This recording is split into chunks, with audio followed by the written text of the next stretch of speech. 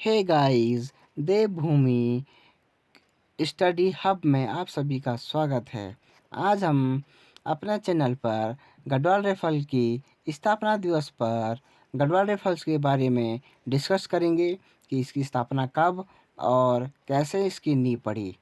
सबसे पहले मैं गढ़वाल दिवस की सभी को हार्दिक शुभकामनाएं कहूँगा। और आज 5 मई 1887 को गढ़वाल स्थापना दिवस मनाया जाता है और इसकी स्थापना हुई। आगे वीडियो के साथ बने रहिए। आगे हम इसके नींव और इसके महान विभूतियाँ और किस प्रकार इसकी नींव पड़ी इस पर डिस्कस करेंगे। वीडियो में बने रहिए। सबसे पहले हम बात करें कि गढ़वाल राइफल की स्थापना कैसे हुई। सर्वप्रथम जब आंग्ला अफ़गान युद्ध 1839 और 42 में चला तो उस समय अफ़गानों ने अंग्रेज़ों को बुरी तरह से हरा दिया। और उस समय अंग्रेज़ी सेना का जो नेतृत्व कर रहे थे वो एफ.एस. रॉबर्ट थे। एफ.एस. रॉबर्ट को समझ में नहीं आ रहा था कि हम क्या करें।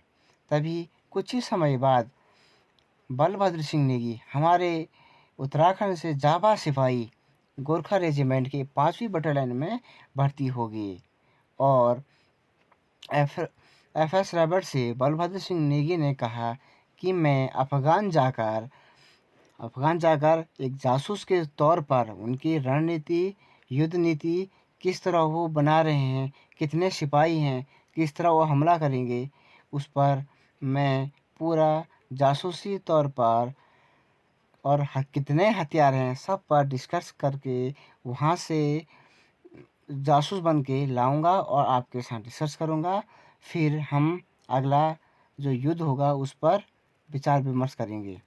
तभी कुछ समय बाद दूसरा आंग्ला अफ़गान युद्ध 1887 से 1880 में अंग्रेज़ों ने अफ़गानों को हरा दिया। वो भी बलभद्र सिंह की चतुराई पर। और एफ.एस. रॉबर्ट जो अंग्रेज़ी सेना का नेतृत्व कर रहे थे उसने पूरा श्रेय बलभद्र सिंह नेगी को दिया, क्योंकि युद्ध में बलभद्र सिंह नेगी ने अपनी सूझबूझ और वीरता और उनके रणनीति और जो युद्ध की जो उनका बनाया था उन्होंने नीति कि किस तरह हम करेंगे उसका पूरा वहाँ अफ़गान जाकर बलभद्र सिंह नेगी ने उनका पूरा रणनीति जान लिया था और अपनी बहादुरता भी दिखाई। और इसी युद्ध के बाद बलभद्र सिंह नेगी ने एफ.एस. रॉबर्ट से गढ़वाल रेजिमेंट की स्थापना की मांग की थी, जिसको कुछ समय बाद जो एफ.एस. रॉबर्ट था उसने जो तत्काल वायसराय था उस समय लॉर्ड डफरिन से सिफारिश की कि एक कौम जो बलभद्र सिंह नेगी है वो इतनी वीरता दिखा सकता है, इतनी सूझबूझ से वीरता दिखाएगा, तो क्यों ना हम इसकी एक बटालियन बना दें। ऐसे ही डिस्कस करने के बाद कुछ समय बाद लॉर्ड डफरिन ने इस प्रस्ताव को पास कर दिया और बलभद्र सिंह नेगी को ऑर्डर ऑफ मेरिट अवार्ड से सम्मानित भी किया और प्रथम व्यक्ति हैं जिन्हें ये अवार्ड दिया गया। बलभद्र सिंह नेगी को कुछ ही समय बाद लॉर्ड सूबेदार की उपाधि भी नवाजा गया।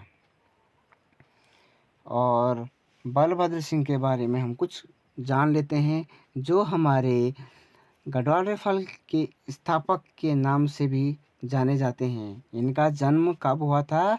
1821 में पौड़ी गढ़वाल में हुआ था, जो कि पट्टी असोलस्यू के हेड़ा खोली में हुआ था।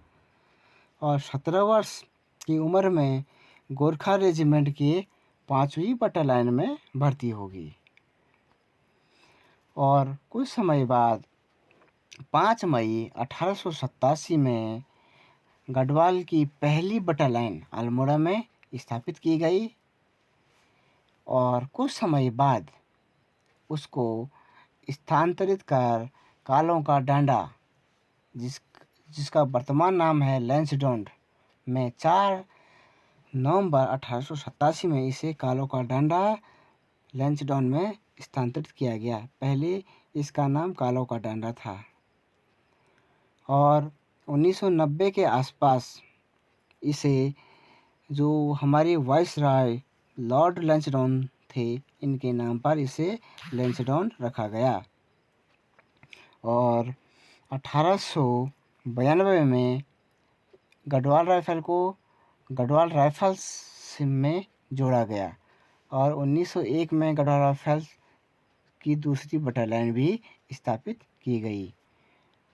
और कुछ समय में प्रथम विश्व युद्ध में गढ़वाल राइफल का एक जाबाज सिपाही दरबान सिंह नेगी, जो प्रथम विश्व युद्ध में अपनी वीरता का पर्चा दिखाते हुए पूरे सहयोग के साथ लड़ा और अपनी वीरता दिखाई और इन्हें विक्टोरिया क्रॉस से सम्मानित किया गया। और अगले ही वर्ष एक गढ़वाल का जाबाज सिपाही गब्बर सिंह नेगी, जिसने बहुत सैनिकों को मौत के घाट उतारकर खुद भी शहीद हो गया, इस जाबाज सिपाही को भी विक्टोरिया क्रॉस से सम्मानित किया गया। इन दोनों की और बलभद्र सिंह नेगी की वीरता को देखते हुए 1922 में गढ़वाल राइफल को रॉयल्स की उपाधि से नवाजा गया।